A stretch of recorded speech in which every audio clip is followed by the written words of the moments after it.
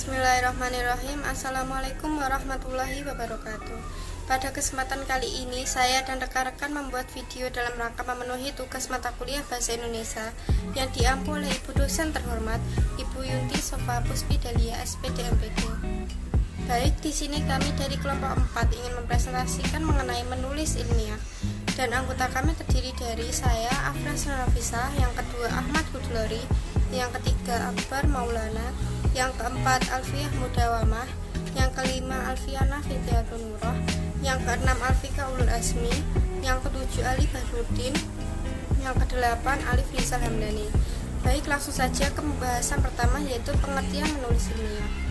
Menulis atau mengarang adalah melahirkan pikiran dan perasaan secara teratur yang dituliskan dalam bahasa tulisan.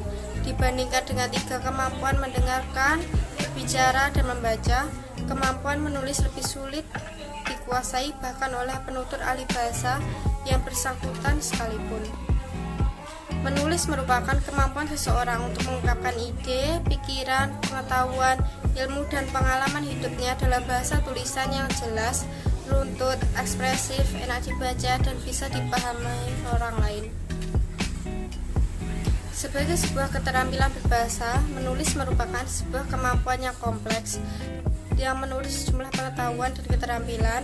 Menulis adalah meletakkan atau mengatur simbol-simbol grafis tersebut sebagai bagian penyajian satuan-satuan ekspresi bahasa.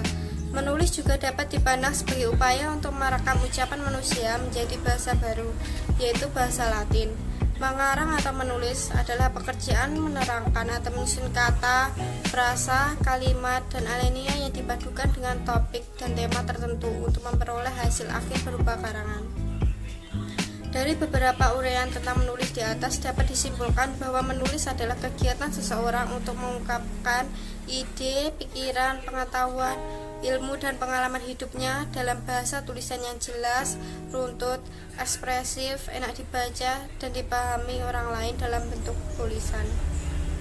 Selanjutnya adalah tujuan pengajaran menulis. Tujuan pengajaran menulis atau mengarang adalah sebagai berikut. Yang pertama, memperkaya perbendaharaan bahasa pasif dan aktif. Yang kedua, melatih melahirkan pikiran dan perasaan yang lebih teratur secara tertulis. Yang ketiga, melatih menggunakan ejaan yang tepat. Kegunaan menulis adalah sebagai berikut. Yang pertama, dengan menulis dapat lebih dikenali kemampuan dan potensi diri seseorang. Yang kedua, kegiatan menulis memaksa seseorang lebih banyak menyerap, mencari, serta menguasai informasi sehubungan dengan topik yang ditulis. Yang ketiga, menulis berarti mengorganisasikan gagasan secara sistematik serta mengungkapkan secara tersurat. Kegunaan pengajaran menulis pada dasarnya dilaksanakan untuk mencapai tujuan-tujuan berikut.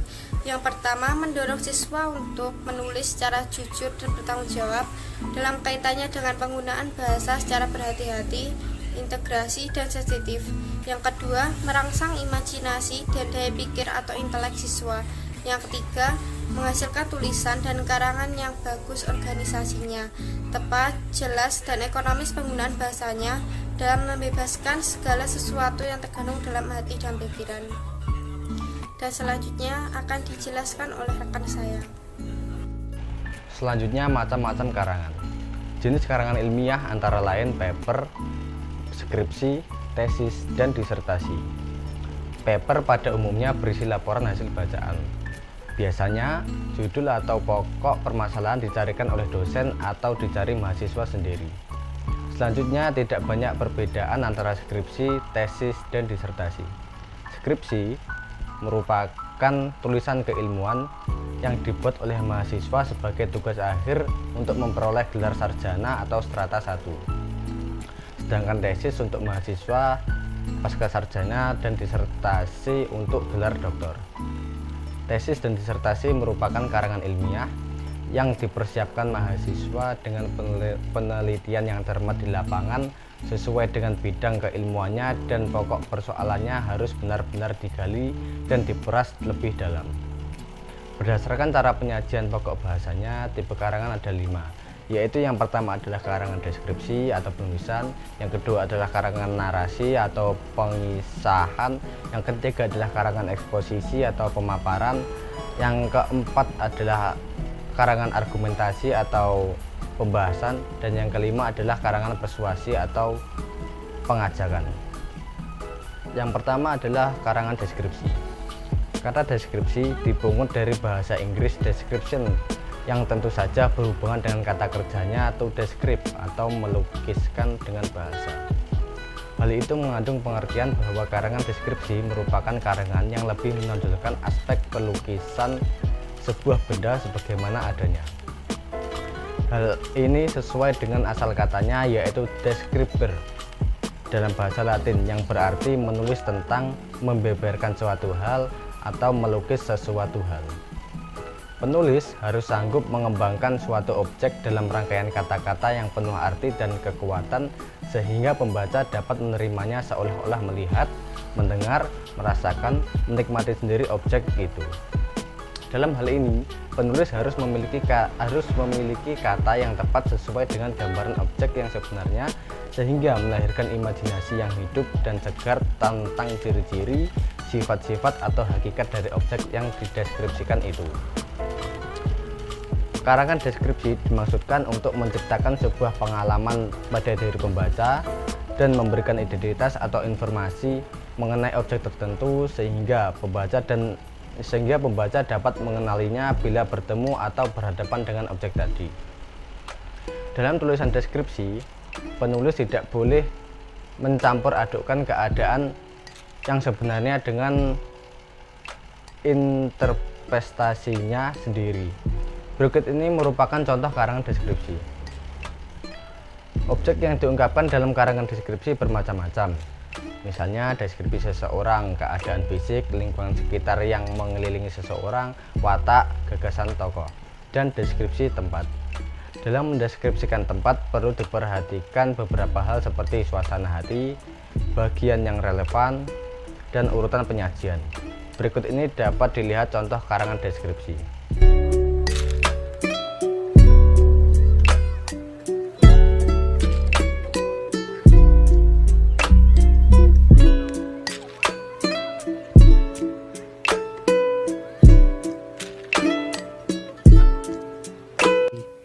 Selanjutnya, karangan narasi. Karangan narasi adalah suatu bentuk tulisan yang berusaha menciptakan, mengisahkan, merangkaikan tindak tanduk perbuatan manusia dalam sebuah peristiwa secara kronologis atau berlangsung dalam suatu kesatuan waktu. Seperti halnya karangan deskripsi, karangan narasi memiliki dua macam sifat, yaitu narasi yang hanya bertujuan untuk memberi informasi kepada pembaca agar pengetahuannya bertambah luas disebut narasi eksploitasi.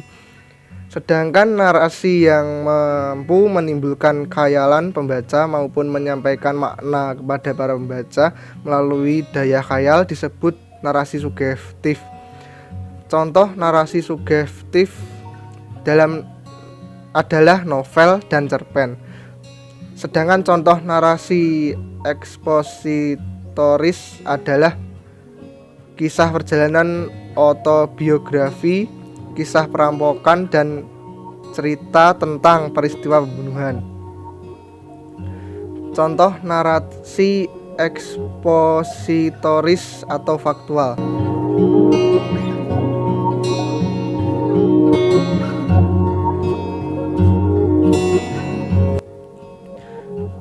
B. Contoh sugestif berplot.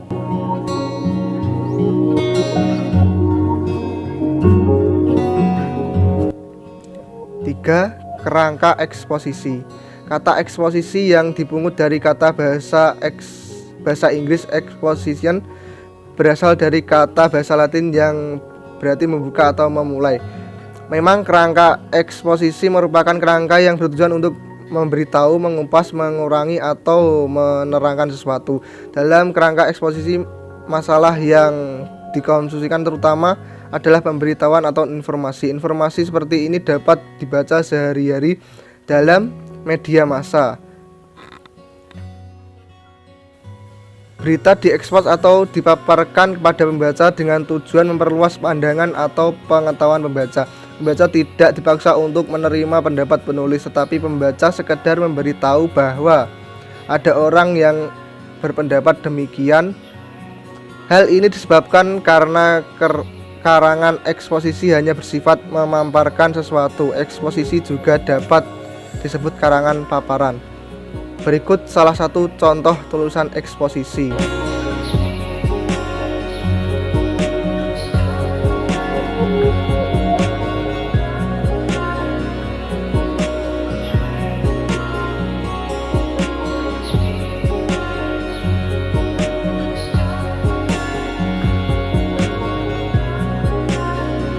Karangan argumentasi. Tujuan utama karangan argumentasi adalah untuk meyakinkan pembaca agar menerima atau mengambil suatu doktrin, sikap, dan tingkah laku tertentu. Syarat utama untuk menulis karangan argumentasi adalah penulisnya harus terampil dalam bernalar dan menyusun ide yang logis. Karangan argumentasi memiliki ciri sebagai berikut. A. Mengemukakan alasan atau bantahan sedemikian rupa dengan tujuan mempengaruhi keyakinan pembaca agar menyetujuinya. B. Mengusahakan pemecahan suatu masalah. C. Mendiskusikan suatu persoalan tanpa perlu mencapai penyelesaian. Berikut contoh argumentasi, bisa dibaca.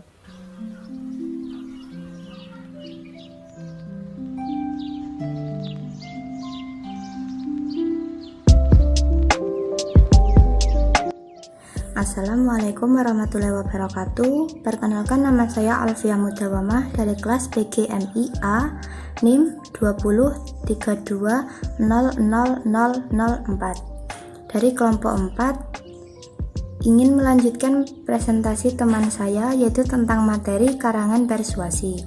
Karangan persuasi dalam bahasa Inggris, kata to de persuade berarti membujuk atau meyakinkan.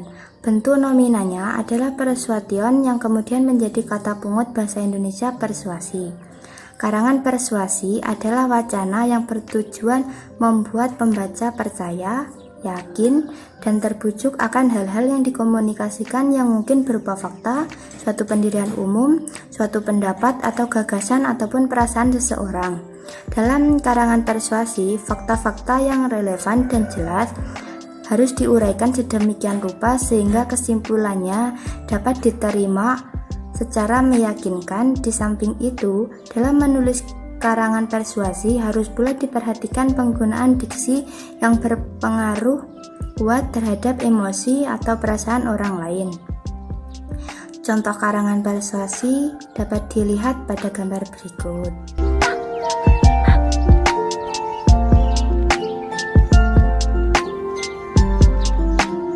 Yang selanjutnya, persiapan menulis ilmiah. Seperti telah diuraikan pada bagian terdahulu, bahwa seseorang baru dapat menulis dengan baik apabila sudah memenuhi proses latihan intensif. Adapun ciri-ciri tulisan yang baik menurut Sabarti dan kawan-kawan adalah sebagai berikut. Yang pertama yaitu bermakna, yang kedua bahasanya jelas atau lugas, yang ketiga merupakan kesatuan yang bulat, yang keempat singkat namun padat, yang kelima memenuhi kaidah bahasa, dan yang keenam bersifat komunikatif. Yang selanjutnya ada langkah-langkah penulisan ilmiah. Yang pertama, memilih pokok persoalan. Untuk memudahkan pokok persoalan yang ada, ditulis hal-hal yang perlu diperhatikan adalah bahwa persoalan yang dipilih harus menarik dan merangsang penulis. Persoalan akan tampak menarik jika persoalan itu sedang hangat dijadikan bahan pembicaraan. Selain itu, persoalan yang dipilih diperkirakan dapat menambah wawasan ilmu bagi penulis. Jadi, sekiranya kurang bermanfaat, sebaiknya persoalan tersebut tidak dipilih.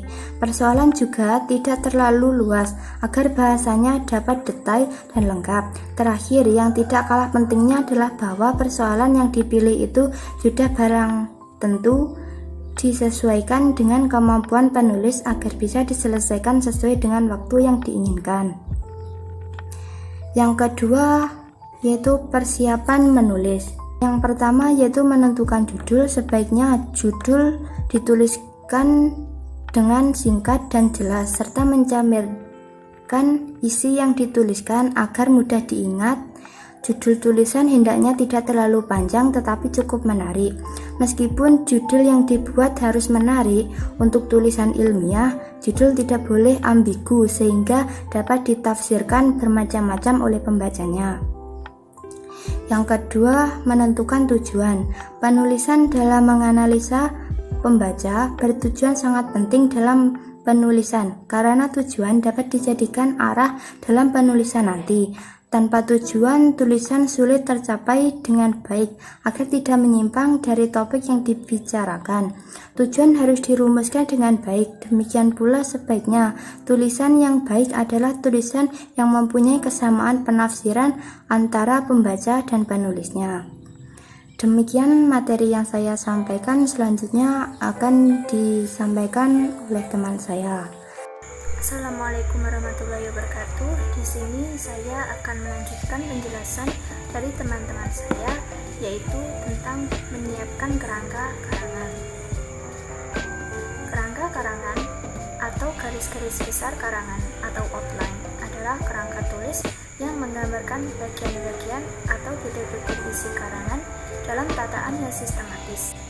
Karena tataannya itu sudah sistematis, kerangka karangan sudah memberikan gambaran tentang organisasi isi karangan yang akan ditulis. Dapat disimpulkan bahwa kerangka karangan yang baik akan membantu penulis dalam hal-hal yaitu seperti: yang pertama, karangan akan lebih terarah. Yang kedua, kerangka karangan membantu menghindari kerja yang berulang-ulang. Yang ketiga, kerangka karangan akan memberikan keleluasan kepada penulis untuk memasukkan materi baru dalam bab atau subbab tertentu. Yang keempat, memudahkan penulis dalam mengembangkan gagasan. Bentuk kerangka karangan itu ada dua, yaitu kerangka topik dan kerangka kalimat. Kerangka karangan topik yang ditulis hanya topik utamanya, sedangkan kerangka kalimat, topik yang ada dibuat dalam bentuk kalimat. Dalam membuat kerangka karangan, harus diperhatikan cara penomoran atau penandaan urutan. Penandaan urutan dalam kerangka karangan akan dijadikan patokan pada saat penulis menguraikan tulisan nanti. Ada dua model penandaan urutan, yaitu dengan menggunakan nomor campuran dan angka Arab. Penulis harus konsisten dalam menggunakannya. Jadi, dalam memberikan penomoran tidak boleh ada pencampuran keduanya.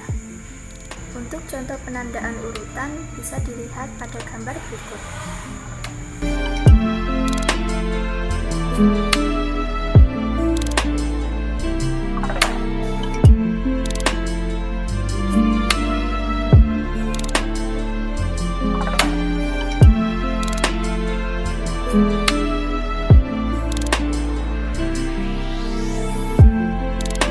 Selanjutnya kita masuk pada poin D, yaitu mengumpulkan bahan. Yang dimaksud bahan penulisan adalah semua informasi maupun data yang dipakai untuk mencapai tujuan penulisan. Data tersebut mungkin berupa teori, contoh, rincian, atau detail. Perbandingan, fakta, hubungan sebab akibat, pengujian dan pembuktian, angka-angka, kutipan, gagasan, dan lain sebagainya yang dapat dijadikan bahan oleh penulis dalam mengembangkan topik yang dipilih. Bahan karangan tersebut dikumpulkan secara cermat dan lengkap. Hasil pencarian bahan yang sudah dilakukan sebaiknya disimpan dengan pengaturan yang rapi. Kutipan dan sumber pustaka hendaklah ditulis secara lengkap dengan menyebut nama pengarang, judul karangan, penerbit, tahun terbit, dan halaman yang dikutip.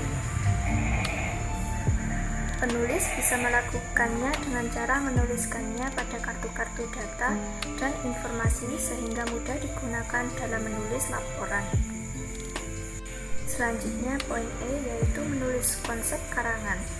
Konsep karangan merupakan proses pengungkapan butir-butir gagasan yang sudah disuruh secara sistematis dalam kerangka karangan. Sebaiknya konsep karangan yang sudah dibuat dikonsultasikan dulu kepada dosen pembimbing sebelum dikembangkan lebih lanjut. Hal itu dengan tujuan jika masih ada kekeliruan segera dapat diperbaiki. Hal-hal yang biasanya memerlukan banyak perbaikan yaitu berkaitan dengan yang pertama, aspek isi menyangkut gagasan yang dikemukakan dalam karangan. Yang kedua, aspek bahasa atau ragam bahasa, penulisan, diksi, penggunaan kalimat efektif, dan kejelasan gagasan. Yang ketiga, aspek ejaan dan tanda baca. Yang keempat, aspek teknik penulisan atau sistem penomoran, penulisan daftar pustaka, kutipan, penampilan informasi visual, dan sebagainya. Jika semua sudah sempurna, penulis bisa menulis secara keseluruhan isi tulisan yang telah dibuatnya, baik penulisan laporan penelitian, artikel, makalah, dan sebagainya. Pada dasarnya, langkah-langkah yang digunakan tidak jauh berbeda. Assalamualaikum warahmatullahi wabarakatuh. Baik, di sini saya akan melanjutkan presentasi dari teman saya sebelumnya. Poin selanjutnya adalah menulis daftar pustaka. Daftar pustaka adalah daftar bacaan yang disarankan untuk dibaca dan tidak diacu dalam tulisan, baik dalam tesis atau disertasi atau laporan, tetapi sekadar untuk memperluas wawasan bagi mereka yang ingin mengetahui lebih lanjut. Daftar pustaka tidak disarankan dalam penulisan laporan, skripsi, tesis, dan disertasi.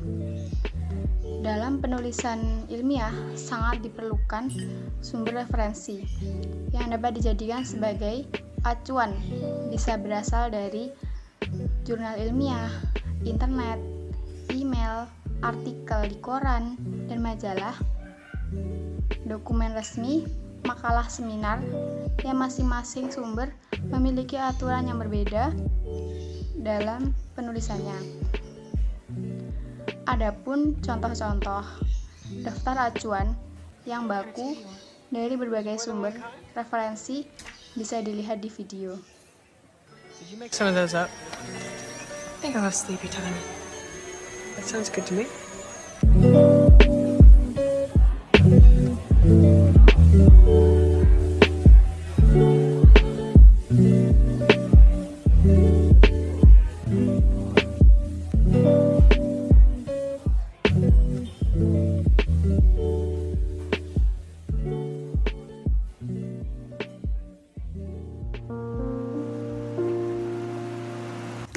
Selanjutnya ada beberapa hal yang perlu diperhatikan dalam membuat daftar pustaka, yaitu 1. Daftar pustaka dibuat sesuai dengan huruf abjad, yaitu nama sumber dibuat berdasarkan urutan abjad yang paling awal. Yang nomor 2, nama pengarang ditulis terbalik atau nama belakangnya dulu.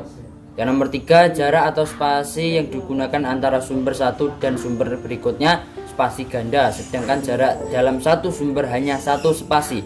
Yang nomor 4, penulisan satu sumber yang berada di barisan berikutnya ditulis menjorok ke dalam. Yang nomor 5, gelar tidak perlu dicantumkan dalam daftar sumber, hanya langsung cukup ditulis nama CV atau PT yang mengikutinya. Yang berikutnya G, catatan kaki. Penulisan sumber kutipan dipakai untuk menandai identitas sumber data. Jenis penulisan sumber kutipan terdiri dari 3 macam, yaitu catatan kaki, catatan tengah, dan catatan akhir. Catatan kaki terletak di bagian bawah pada setiap halaman, sedangkan catatan akhir terletak pada bagian akhir teks, sementara catatan tengah ditulis pada tengah-tengah teks. Ada beberapa hal yang perlu diperhatikan berkaitan dengan penulisan catatan kaki, yaitu 1. Nomor catatan kaki berupa nomor Arab ditulis agak naik ke atas. Nama penulis buku ditulis sesuai dengan nama aslinya, kemudian diikuti koma. Judul buku yang ditulis miring, kemudian kurung buka, tempat penerbit, titik koma, nama penerbit, koma, tahun penerbit, kurung tutup, koma, nomor halaman, dan titik. Yang nomor 2, nama yang bukan pengarang asli tetap dicantumkan seperti aslinya. Yang nomor 3, buku tidak ada nama pengarangnya, tempat nama pengarang dilewati. Yang keempat, buku yang dikarang lebih dari 3 orang, maka yang ditulis hanya nama pengarang pertama. Yang nomor 5, antara naskah dan catatan kaki diberi pembatas berupa garis lurus mendatar yang ditarik dari pis kiri teks sampai sepanjang 30 ketukan. Penulisan catatan kaki dimulai pada ketukan ke-7 dari margin kiri naskah.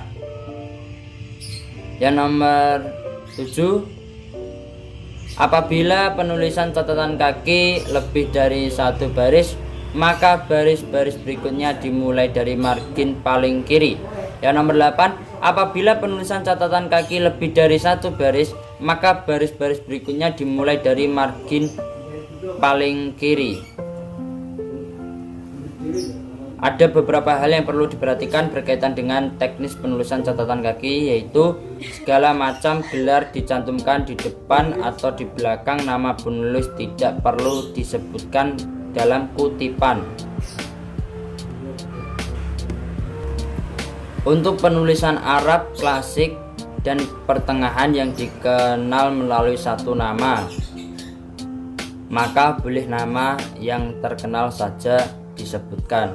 Yang ke-C, apabila nama yang satu tersebut sama atau mirip dengan nama penulis lain yang bukunya juga dipakai sebagai sumber, maka nama diri secara utuh disebutkan. Yang D, untuk sumber yang terjemahnya dari bahasa asing, judul sumber yang ditulis adalah judul terjemahannya. Judul asli dalam bahasa asing tidak boleh dicantumkan. Cara penulisan identitas sumber sama dengan ketentuan yang sudah ada dan ditambah kata terjemah untuk tanda terjemah. Jika terdapat kutipan lagi dari buku yang sudah dikutip dan diselingi dengan kutipan dari sumber lain, maka yang disebutkan adalah nama yang paling terkenal untuk nama Indonesia dan nama terakhir penulis untuk nama asing, koma, diikuti kata judul buku, koma, nomor halaman, titik. F. Jika kutipan diambil dari jurnal, maka penulisan adalah nama penulis seperti aslinya, koma, tanda kutip buku, judul artikel ditulis tidak miring, koma, tanda kutip, koma, nama jurnal dicetak miring atau di garis bawah, koma, nomor jurnal, kurung buka, bulan kalau ada, dan tahun penerbitan, kurung tutup, koma, nomor halaman, dan titik. Jika kutipan diambil artikel yang dimuat pada buku, koma, maka penulis adalah nama penulis seperti aslinya, koma, tanda kutip buka, judul artikel ditulis biasa tidak miring, koma, tanda kutip tutup ditulis kata dalam judul buku dicetak miring atau di garis bawah, koma, ditulis kata N, koma, nama editor, kurung buku, tempat penerbit, tahun penerbit, kurung tutup, koma, nomor halaman, dan titik. H. Kutipan yang diambil dari ensiklopedia ditulis nama penulis, entry, koma, tanda kutip buka, judul entry, koma, tanda kutip tutup, nama ensiklopedia, volume jika ada, N atau editorial, kurang buka, tempat penerbit, 2, nama penerbit, koma, tahun penerbit, kurung tutup, koma, nomor halaman, dan titik. I. Kutipan yang diambil dari tesis, magister atau disertasi doktor yang tidak diterbitkan.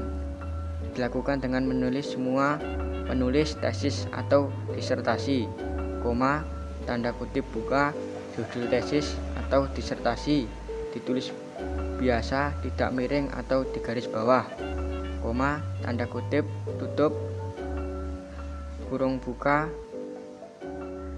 tesis atau doktor disertasi, kurung tutup, koma, nomor halaman, dan titik. J.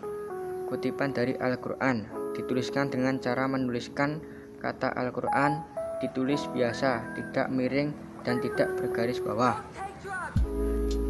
Kemudian koma, nomor surat, titik 2, nomor ayat, dan titik. Jika sebuah buku ditulis, diedit atau diterjemahkan 2 orang, maka nama kedua orang tersebut ditulis semuanya. Namun jika jumlah penulis, editor atau penerjemahnya terdiri 3 orang ke atas, maka hanya nama penulis, editor, dan penerjemah pertama yang disebutkan dengan kata et al. L. Kutipan yang diambil dari surat kabar. Nuritis adalah kode nama wartawan dan judul artikel ditulis oleh wartawan harian Republika. M. Bahan footnote terdiri banyak sumber. Jika referensi yang dijadikan sumber rujukan tersebut banyak, maka referensi tersebut dapat disebut semua sebagai contoh berikut. Contoh, para pakar pendidikan berbeda pendapat terkait dengan definisi kurikulum.